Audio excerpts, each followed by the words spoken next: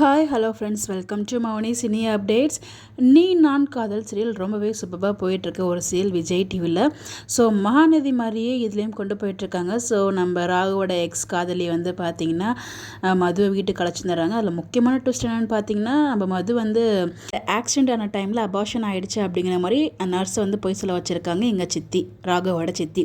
இதை அப்படியே நம்ம அபி வந்து பார்த்திங்கன்னா நம்பிட்டு என்ன பண்ணுறாங்கன்னா டிவோர்ஸ் நோட்டீஸை கொண்டு வந்து நம்ம ராகவ் கையில் கொடுக்குறாங்க. ஸோ அதோட விபரீதமாக என்ன நடக்குது அப்படின்னு பார்த்தீங்கன்னா, ஸோ அவ்வளோ தூரம் வந்து பொறுமையாக பேசி பார்க்குறாரு, கோமாவும் பேசி பார்க்குறாரு. பட் அபி அவங்களோட முடிவில் ரொம்பவே ஸ்ட்ராங்காக இருப்பாங்க போல். ஸோ அதனால் வந்து பார்த்திங்கன்னா குடிச்சிட்டு வந்து வராங்க. நம்ம மது வந்து அவங்களை தூக்கிட்டு வர மாதிரி வந்து ஒரு அப்டேட் ஷூட்டிங் ஸ்பாட்டில் கிடச்சிருக்கு. இதை பார்க்கும்போது மேபி அந்த டிவோர்ஸ் கேட்டிருப்பாங்க இல்லையா, அது துக்கத்தில் தான் வந்து பார்த்திங்கன்னா குடிச்சிட்டு வராரு.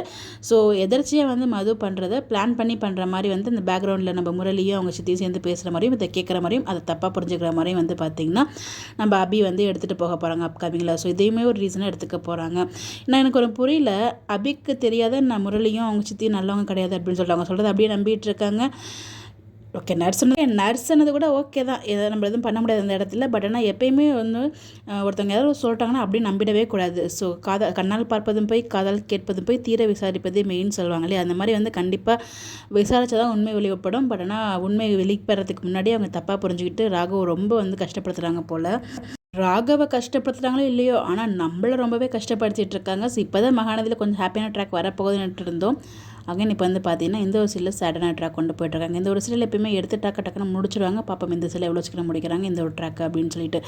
இப்போ மது வந்து ஒரு நல்ல கேரக்டர் தான் இருக்காங்க. போக போக நெகட்டிவாக மாறிடுவாங்களோ அப்படிங்கிற மாதிரி எனக்கும் ஒரு பயம் இருக்குது.